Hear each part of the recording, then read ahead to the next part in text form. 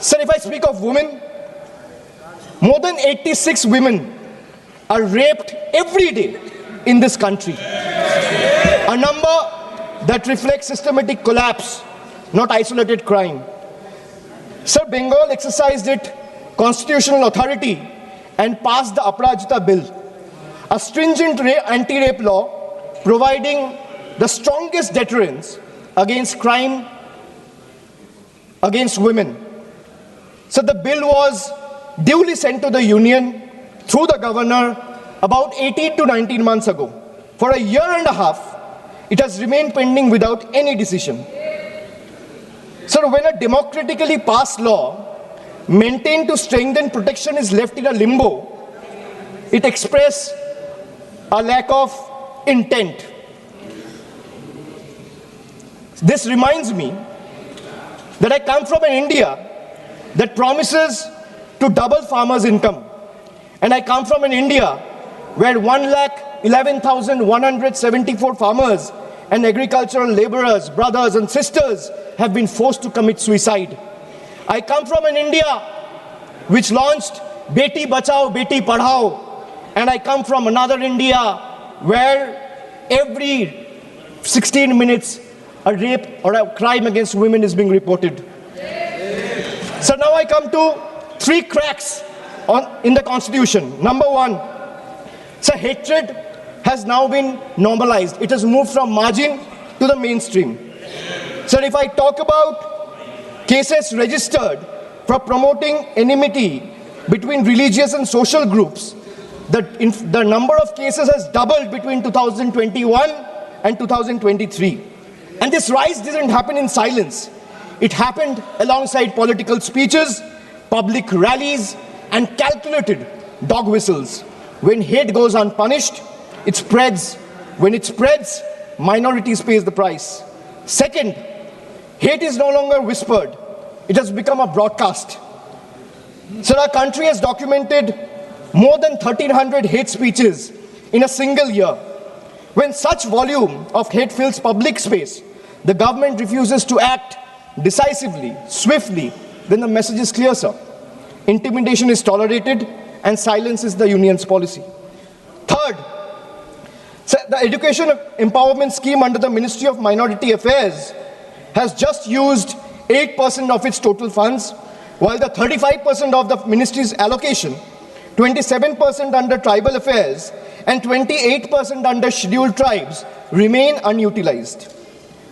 Sir, even schemes like a scholarship like Maulana Azad National Fellowship, Pre-Matric Scholarship, and Paro Pradesh have been hollowed out. जिस आईने में हमें विकास और विश्वास दोनों ही दिख रहा है, उसमें विपक्ष को कुछ नहीं दिख रहा। इनके विरोध पे एक मशहूर शायरी याद आता है, नाजो अंदाज से कहते हैं कि जीना होगा, जहर भी देते हैं तो कहते हैं पीना होगा, जब मैं पीता हूँ तो कहते हैं मरता ही नहीं, और जब मैं मरता हूँ तो कहते हैं कि जीना होगा। ये विपक्ष जो है अपने नाजो अंदाज में रोज झूठ, फरेब और अफवाह का जहर इस देश को पिलाने का प्रयास करती है, पर ये जानते ही नहीं है कि देश इनके नकारात्मक राजनीति को बहुत साल पहले ही इनकार कर दिया है। इस शेर में विपक्ष का पूरा सियासी चरित्र देखने को मिलता है। यहाँ पे बड़ी बड़ी संस्थानें हैं, IMF है, OECD है, जो भारत की ओर उम्मीद से देखती है और भारत को एक ब्राइट स्पॉट मानती है, पर हमारे विपक्ष के कुछ विद्वान हैं जिनको इस पूरे विकास में कुछ दिखता ही नहीं, और वो हमेशा कहते हैं कि India is a dead economy. मजाक की बात तो ये है सर कि जो खुद इलेक्टोरली डेड हो गए हैं, अब बार बार विपक्ष की बात कर रहे हैं, पूरा विपक्ष तो खाली पड़ा है। अर्थव्यवस्था को क्या डेड कहेंगे? आप इस देश को जब डेड इकोनॉमी कहते हैं तो आप हमारे प्रधानमंत्री का अपमान नहीं करते, आप अपमान करते हैं उस किसान का जो रिकॉर्ड 350 मिलियन टन अनाज उगा रहा है, आप अपमान करते हैं उस श्रमिक का जो आज संसद भवन से लेकर राम मंदिर तक का निर्माण कर रहा है, आप अपमान करते हैं उस वैज्ञानिक का जो चंद्रयान को शिव शक्ति पॉइंट तक पहुंचाया है, आप अपमान करते हैं उस स्टार्टअप फाउंडर का जो दुनिया भर में भारत की डंका बजा रहा है, और हम गर्व से कहते हैं कि under the decisive leadership of our honourable prime minister Shri Narendra Modi ji, हम फ्रजाइल 5 इकोनॉमी से टॉप 5 इकोनॉमीज में आ चुके हैं। और ये सिर्फ और सिर्फ इसीलिए संभव हो पाया क्योंकि हमारी नीतियां जो है वो बोल्ड रिफॉर्म्स पर आधारित है, रोबस्ट इंफ्रास्ट्रक्चर पर आधारित है। इसी विकास का प्रमाण है कि हमारा बिहार भी आज आगे बढ़ रहा है।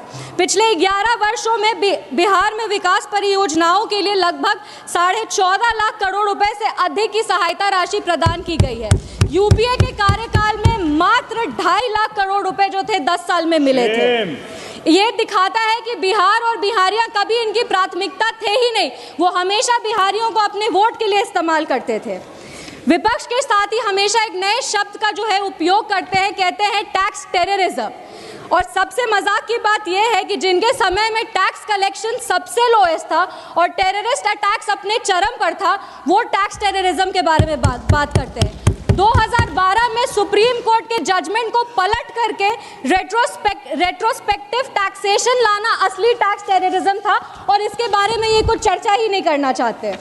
अब हम आते हैं इनके टैक्स सिस्टम की नीतियों पे। 1970-71 में 11 टैक्स स्लैब थे, जब 2 लाख से ऊपर की आय पर टैक्स लगभग 85% थे और 10% का सरचार्ज था, यानी 100 रुपये कमाने वाला मात्र 6.5 रुपये बचाता था। आज जो टैक्स फ्री इनकम है उसका लिमिट बढ़ा करके 12 लाख रुपए कर दिया गया है, जो यूपीए के कार्यकाल से 6 गुना ज्यादा है। 2013-14 में टैक्स फ्री इनकम मात्र 16,667 रुपए थे और 2025 में ये 1 लाख रुपए प्रति माह हो गए हैं। असली रिफॉर्म्स तो ये है कि net direct tax collection financial year 2013-14 में 6,38,596 करोड़ रुपए थे और आज वो बढ़कर 22.5 लाख करोड़ रुपए हो गए हैं, जो 3 गुना ज़्यादा है। अगर हम भारत के टैक्स टू जीडीपी रेशियो की बात करें तो आज भारत का टैक्स टू जीडीपी रेशियो 19.6% है, जो दुनिया की बड़ी बड़ी प्रमुख अर्थव्यवस्थाओं के बराबर है। आज भारत का टैक्स सिस्टम टैक्स टेररिज्म के लिए नहीं, ट्रांसपेरेंसी, ट्रस्ट और ट्रांसफॉर्मेशन के लिए जाना जाता है। सर फर्स्ट टाइमर हम लोग को ऐसे इतना कम मौका मिलता है, प्लीज सर 2 मिनट में हम कंप्लीट कर देंगे। समय दे दीजिए सर। सर इतना विकास देख के विपक्ष का जो अलायंस है वो भी नहीं टिक पा रहा। बंगाल में तो विकास इतना, हमारी सरकार विकास कर दी गई है कि अलायंस को समझ में नहीं आ रहा करे तो करे क्या। बंगाल में इनका क्या हाश हो रहा वो तो हम लोग देखें। और बिहार में जो हाल इनका हुआ है, कांग्रेस पार्टी को कुछ साल बाद लालटेन लेकर के बिहार में खोजना पड़ेगा। महोदय ये विधेयक ग्रामीण उद्यमिता का भी एक नया सवेरा लेकर आया है। 2013-14 में कृषि का बजट मात्र 27,663 करोड़ रुपए थे, आज वो 5 गुना बढ़कर 1,40,528 करोड़ रुपए हो गए हैं। पर दुख की बात यह है कि इतने विकास के बाद भी ये अपने तुष्टीकरण और गंदी राजनीति के वजह से नाम की राजनीति करते हैं, जिसमें प्रभु श्री राम का नाम लेते ही विचलित हो जाते हैं। सर 2 मिनट में हम वाइंड अप कर रहे हैं। थोड़ा समय और। हमारी सरकार जिस लगन, जिस सेवा भाव और जिस दृढ़ निश्चय से काम करती है उसे हम राम राज्य कहते हैं। राम राज्य सिर्फ विपक्ष को लगता है कि राम राज्य एक धार्मिक शब्द है, पर वो जानते ही नहीं कि राम राज्य पूजा की पद्धति नहीं बल्कि शासन की प्रतिबद्धता है।